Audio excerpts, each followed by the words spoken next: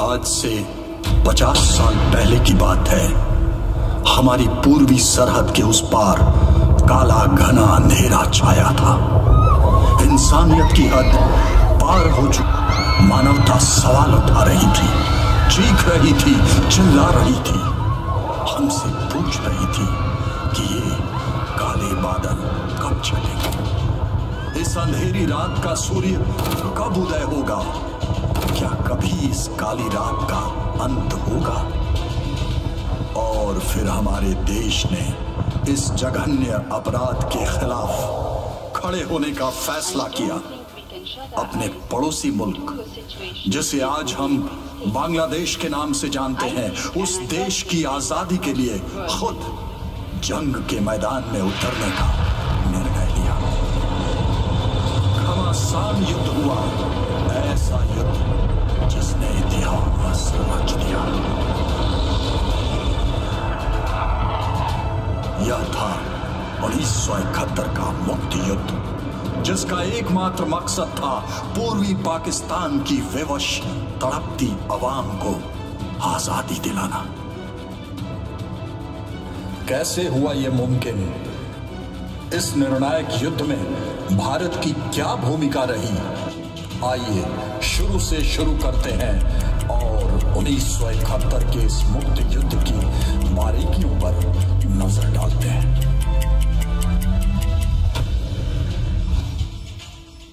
1947 में विभाजित हुए पाकिस्तान का नक्शा आज के पाकिस्तान से बिल्कुल अलग था। जंग से ही पाकिस्तान दो हिस्सों में बटा था, पूर्वी और पश्चिमी, और दो हिस्सों के बीच था भारत का भूखंड। स्वतंत्रता पश्चात भारत उन्नति और लोकतंत्र के पथ पर अग्रसर होता रहा। वहीं उसके विपरीत पाकिस्तान नागरिकों पर दमन के रास्ते आगे बढ़ता गया। भाषा और धर्म पर आधारित विघटनकारी नीतियों का सहारा लेकर तानाशाही रवैया अपनाता रहा, जिससे पूर्वी पाकिस्तान में हिंसा और उपद्रव का माहौल बनता था।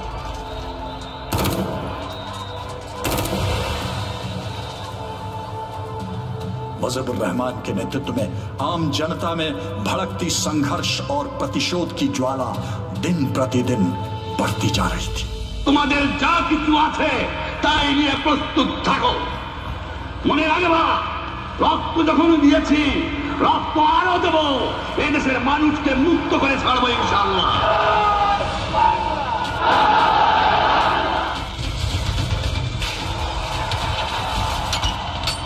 और उसके बाद जो हुआ वह आज भी हमारे दिल को दहला देता है। इस जघन्य सैन्य अभियान के दौरान 30 लाख निर्दोष नागरिकों का सरेआम कत्ल किया गया और 3 लाख से ज्यादा औरतों के साथ बलात्कार किया गया।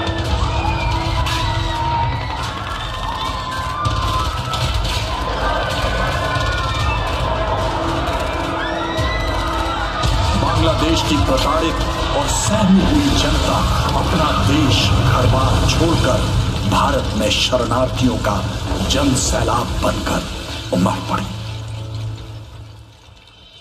और इस भयानक संकट के बीच साहस, संवेदना और मानवता का उदाहरण बने भारत के लोग शरणार्थी कैंपों में डॉक्टर, नर्स, मानवाधिकार संगठनों और आम नागरिक समाज का हर अंग उन्हें इस बड़े संकट से उभारने के लिए पूर्णतः प्रयासरत था। पाकिस्तानी सेना की क्रूरता और विनाश के खिलाफ अकेले रक्त रंजित संघर्ष में जूझती जनता को उम्मीद की एकमात्र किरण भारतीय जनता और भारतीय सरकार ने प्रदान की। इस गंभीर मुद्दे पर अंतर्राष्ट्रीय समुदाय मूक था, पर श्रीमती इंदिरा गांधी इस नरसंहार को होते देख चुप नहीं रह सकती थी और राष्ट्रीय सुरक्षा भी चिंता का विषय बन चुका था। उन्होंने थल सेनाध्यक्ष के साथ कैबिनेट की मीटिंग बुलाई। उस समय भारतीय सेना का नेतृत्व कर रहे थे जनरल सैम मानेकशॉ। मैं आपको पूर्वी पाकिस्तान में भेजना चाहती हूँ। This means war. इसका मतलब है युद्ध। इस वक्त यह उचित कदम नहीं होगा।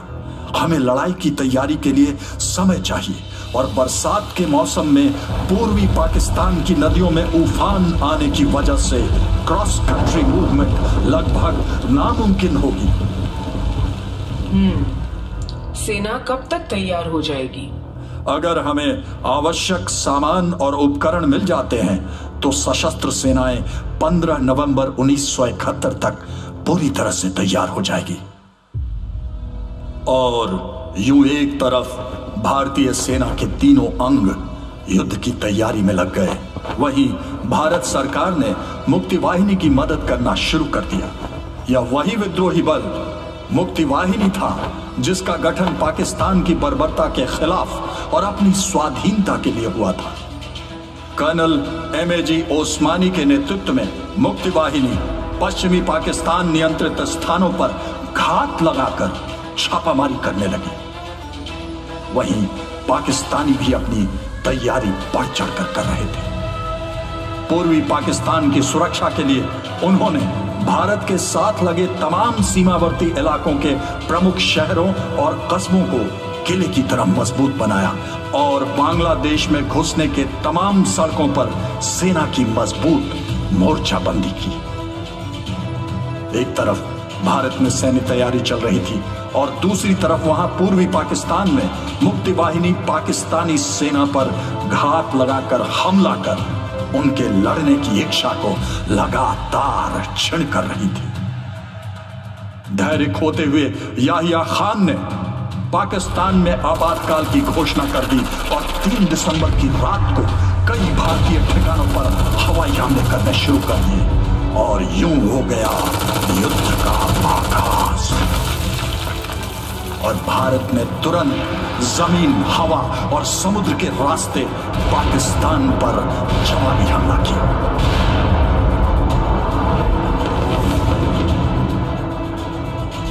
इस समय तक भारत अपनी पूरी तैयारी कर चुका था। भारत सरकार ने बहुत ही स्पष्ट युद्ध की रणनीति बनाई और युद्ध का स्पष्ट उद्देश्य था बांग्लादेशी अवाम को आजादी दिलाना। और इस उद्देश्य को हासिल करने के लिए भारत ने हर मुमकिन कदम उठाने की ठान ली। भारतीय सशस्त्र सेना के तीनों अंगों के कमांडरों ने यह तय किया कि पश्चिमी सीमा पर भारतीय सेना मजबूती से मोर्चा संभालेगी और आक्रामक तरीके से अपनी मातृभूमि की रक्षा करेगी। पूर्व की तरफ थल सेना, जल सेना और वायु सेना अपने आपसी सामंजस्य से बहुत तेजी से आक्रमण कर बांग्लादेश के बीचों बीच स्थित ढाका तक संपूर्ण इलाके पर अपना कब्जा बनाएगी और दुश्मन को पूरी तरह बर्बाद कर देगी। पाकिस्तान ने पश्चिमी मोर्चे से भारत में घुसने की कोशिश की और 4 दिसंबर को जैसलमेर पर कब्जे के लिए भारी मात्रा में पाकिस्तानी टैंक और सेना आगे बढ़ने लगी। लोंगेवाला पोस्ट पर मेजर कुलदीप सिंह चांदपुरी के नेतृत्व में मुट्ठी भर 23वीं पंजाब रेजिमेंट के भारतीय जवानों ने पूरी रात भारी तादाद में आए दुश्मन और टैंकों की विशाल पाकिस्तानी सेना को रोके रखा।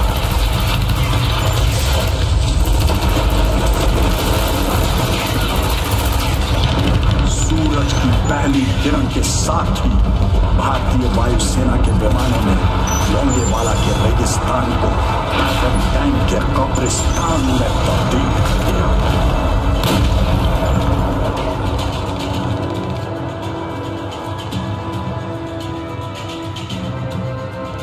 वहीं बसंतर के इलाके में भारत और पाकिस्तानी सेनाओं के बीच 1971 का सबसे घमासान युद्ध लड़ा गया। टैंकों की लड़ाई के दौरान 17 पुना हॉर्स के सेकंड लेफ्टिनेंट अरुण खेत्रपाल मानो अकेले ही न जाने कितनों पर भारी पड़े। वे निडर अपने टैंक में आगे बढ़ते रहे और दुश्मनों के टैंकों को एक के बाद एक तबाह करते गए। जब वे खुद दुश्मन के टैंक के निशाने पर आए तो उन्हें टैंक छोड़कर जाने का आदेश मिला, पर वे डटे रहे और अपनी आखिरी सांस तक लड़ते रहे। Alpha 1, you must leave the tank and move back. Over. Alpha 1, okay. My main gun is still working. I will get them. Over. उनकी प्रतिक्रिया थी, मेरी मुख्य बंदूक काम कर रही है और मैं उन्हें मौत के घाट उतार कर रहूंगा। अरुण खेत्रपाल और 3 ग्रेनेडियर्स के मेजर होशियार सिंह ने बसंतर की लड़ाई के दौरान अपना रण कौशल दिखाकर परमवीर चक्र पाने का सम्मान पाया।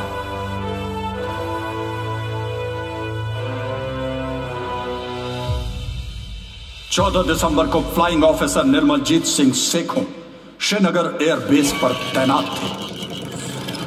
तभी श्रीनगर एयरफील्ड पर पाकिस्तान के 6 सेबर जेट विमानों ने हमला करना शुरू कर दिया। हमले का मुंहतोड़ जवाब देने के लिए जब फ्लाइंग ऑफिसर निर्मलजीत सिंह सेखों उड़ान भरने ही वाले थे, तभी रनवे पर बम गिराया। धुंध, धूल और धुएं के बीच भी उन्होंने उड़ान भरी और दुश्मनों के पीछे लग गए। थोड़ी देर बाद अचानक साथी फ्लाइट लेफ्टिनेंट घुमन के विमान में फ्लाइंग ऑफिसर सेखों की आवाज गूंजी। मैं 2 सेबर जेट जहाजों के पीछे हूँ, किसी भी कीमत पे मैं उन्हें जाने नहीं दूंगा। शायद मेरा नेट भी निशाने पे आ गया है। घुमन, अब तुम मोर्चा संभालो। इसी संदेश के साथ फ्लाइंग ऑफिसर निर्मलजीत सिंह सेखों वीर गति को प्राप्त हुए।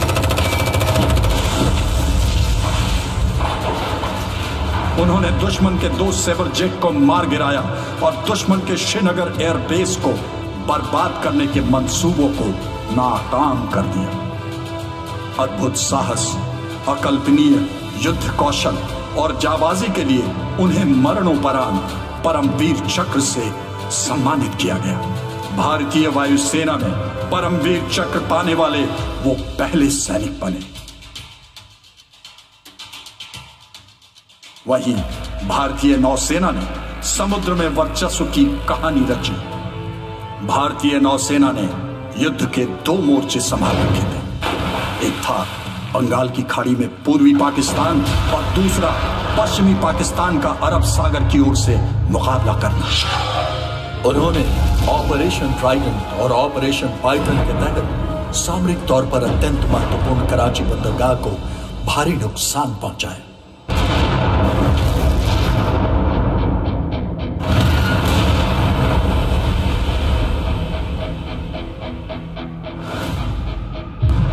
मुक्ति वाहिनी के नौसेना और वायु अंग ने भी लड़ाई में कारगर मदद दी।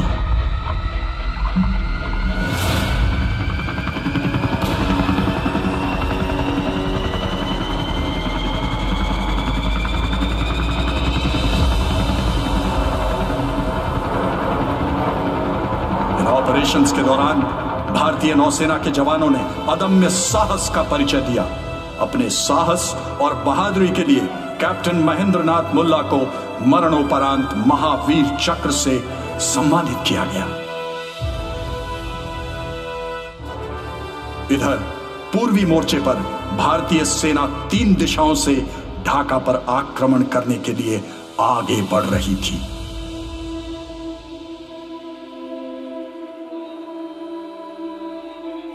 कोलकाता स्थित पूर्वी कमान के commander lieutenant general Jagjit Singh Arora ने पूर्वी युद्ध क्षेत्र को 4 सेक्टरों में बांटा था। उत्तर पश्चिमी सेक्टर में भारत की ओर से सिलीगुड़ी कॉरिडोर और कूच बिहार जिला शामिल था। लेफ्टिनेंट जनरल एमएल थापन के नेतृत्व में 33 कोर को रंगपुर, राजाशाही और बोगरा के क्षेत्र द्वारा सैन्य उद्देश्य पूरा करना था। वहीं लेफ्टिनेंट जनरल टीएन रैना के नेतृत्व में 2 कोर को पश्चिमी सेक्टर से जसोर और खुलना के महत्वपूर्ण पाकिस्तानी गैरिसन के बीच से आक्रमण करने का कार्यभार सौंपा गया।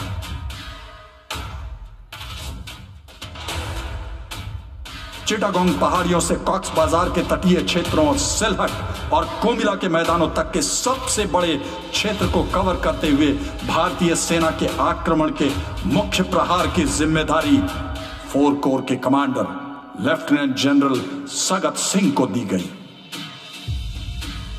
101 कम्युनिकेशन जोन को मजबूत कर उत्तरी ओर से जमालपुर और मायमेंसिंह के क्षेत्रों से आगे बढ़ने का काम सौंपा गया था।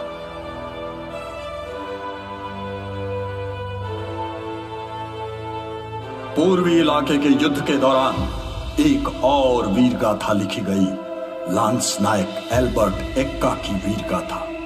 दुश्मन ने गंगा सागर में बढ़ते भारतीय 4 कोर को रोकने के लिए जबरदस्त तैयारी कर रखी थी और दुश्मन की मशीन गनें हमारे आगे बढ़ते जवानों पर भारी गोलीबारी कर रही थी। इसलिए हमारे बढ़ते हुए आक्रमण के लिए अखौरा के पास गंगा सागर के पाकिस्तानी गढ़ पर कब्जा करना अत्यंत जरूरी था। पर गंगा सागर रेलवे स्टेशन तक पहुंचना मौत को गले लगाना जैसा था। पाकिस्तानी सेना वहां पूरी तैयारी के साथ तैनात थी, मगर 14 गार्ड्स के लांस नायक एल्बर्ट एक्का पहले से ही तय कर चुके थे कि वह मिशन पूरा करके ही रहेंगे।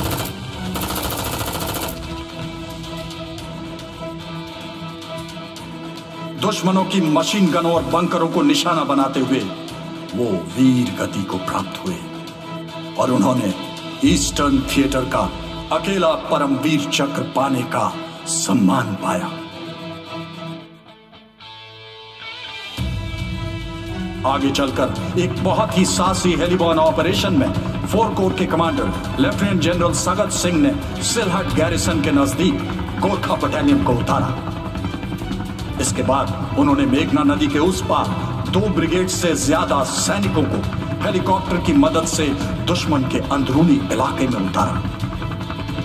सिलहट नियाज़ी का आखिरी किला था जिसके गिरते ही ढाका की ओर होने वाले आक्रमण में तेजी आ गई। 12 दिसंबर तक भारतीय सेना मेघना नदी, आसूगंज, दाउदकंडी, चांदपुर जैसे प्रमुख सैन्य स्थल तक पहुंच चुकी थी और अति महत्वपूर्ण मेघना बल्ज को भी सुरक्षित कर लिया था। 6 से 12 दिसंबर के बीच 14 हेलीकॉप्टर टास्क फोर्स द्वारा तकरीबन 350 उड़ान भरकर 3 विभिन्न स्थानों पर गोलाबारी की गई और हल्के तोपखाने, बंदूक सहित 4000 से अधिक सैनिकों और सैन्य उपकरणों को उतारा गया। मेघना एयर ब्रिज ऑपरेशन की सफलता संयुक्त तौर पर लड़ने की क्षमता का अनुकरणीय एवं ऐतिहासिक उदाहरण है। 11 दिसंबर को 2 पैरा बटालियन के बहादुर सैनिकों द्वारा तंगैल में सफलतापूर्वक किए गए पैराड्रॉपिंग ने पाकिस्तानियों का हौसला तोड़ दिया। यह भारतीय सेना का सबसे बड़ा एयरबॉर्न ऑपरेशन था जिसमें 700 भारतीय पैराट्रूपर्स को पाकिस्तानी सेना के पीछे एयर ड्रॉप किया गया। 15 दिसंबर की शाम तक ढाका पूरी तरह से भारतीय सैनिकों से घिरा हुआ था। 14 दिसंबर की सुबह भारतीय इंटेलिजेंस सोर्सेज द्वारा जानकारी पाई गई कि ढाका के गवर्नर हाउस में पूर्वी पाकिस्तान की एक उच्च स्तरीय बैठक बुलाई गई है। केवल 15 मिनट के भीतर ढाका का आसमान भारतीय मिग-21 विमानों की आवाज से गरज उठा। विमानों ने गवर्नर हाउस के कॉन्फ्रेंस रूम पर बम बरसाकर उसे तहस नहस कर दिया। घबराए हुए पूर्वी पाकिस्तान के गवर्नर A.M. मलिक ने इस घटना के तुरंत बाद अपना इस्तीफा दे दिया। भारतीय वायुसेना द्वारा रचित यह मिशन मानो ईस्ट पाकिस्तान आर्मी के ताबूत में आखिरी कील बन गया। 16 दिसंबर को सैम मानेकशॉ ने मेजर जनरल J.F.R. जैकब को नियाजी से मिलने ढाका भेजा। आत्मसमर्पण? किसने कहा कि मैं आत्मसमर्पण कर रहा हूं? आप केवल मेरे द्वारा प्रस्तावित युद्ध विराम और वापसी पर चर्चा करने आए हैं, है ना? देखो नियाजी, तुम जानते हो कि भारतीय सेना ने ढाका को पूरी तरीके से घेरा हुआ है। इस माहौल में मैं तुम्हारे सैनिकों और उनके परिवारों की सुरक्षा सुनिश्चित नहीं कर पाऊंगा। फैसला तुम्हारा है, सोच लो। मैं तुम्हें निर्णय के लिए 30 मिनट का समय देता हूं।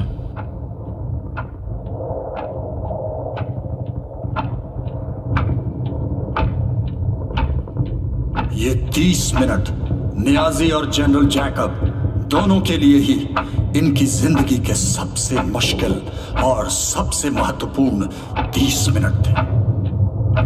क्या तुम्हें आत्मसमर्पण स्वीकार है?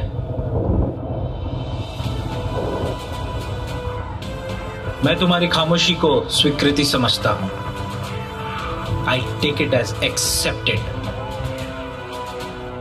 इस प्रकार एक युद्ध विराम को बड़ी आसानी से आत्मसमर्पण में बदल दिया गया।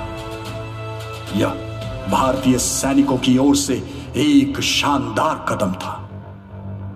शाम 4 बजे जनरल नियाजी ने ढाका के रमना रेस कोर्स मैदान में बांग्लादेश इंडिया एलाइड फोर्सेस के संयुक्त commander lieutenant general Jagjit Singh Arora के सामने दल बल के साथ आत्मसमर्पण कर दिया।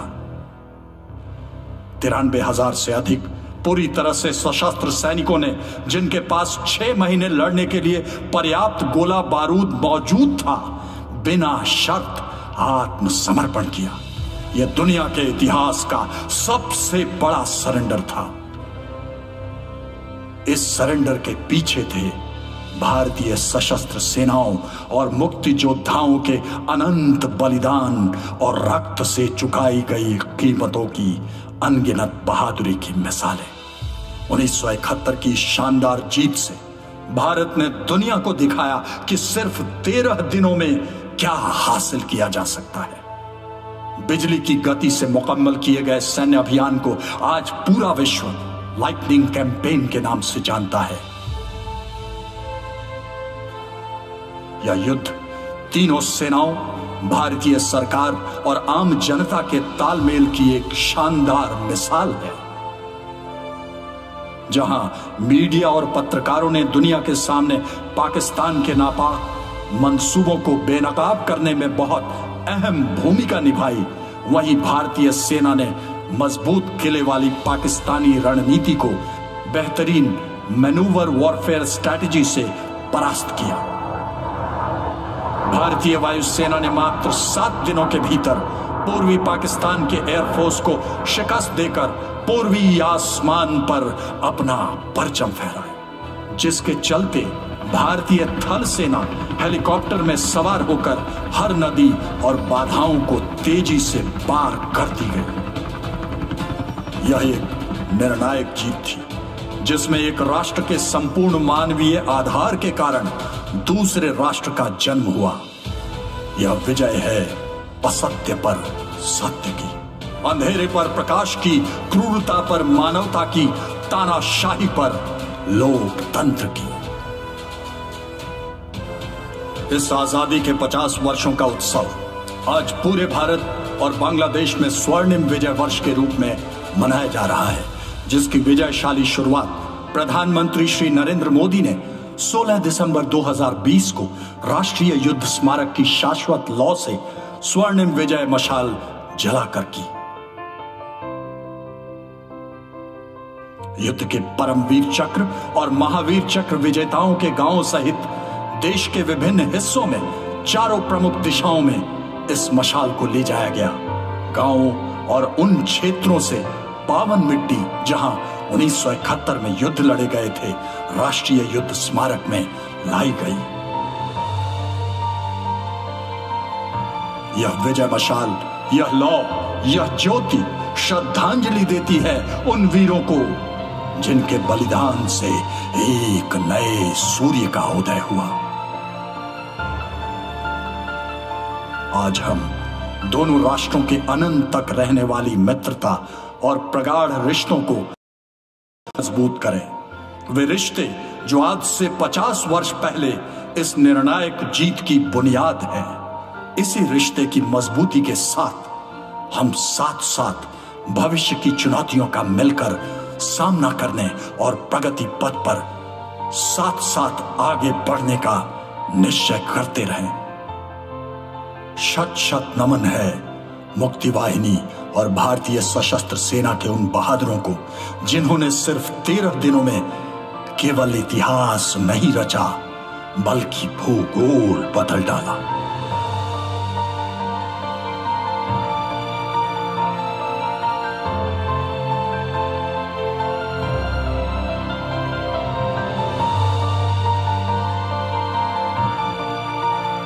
जय बांग्ला, जय हिंद।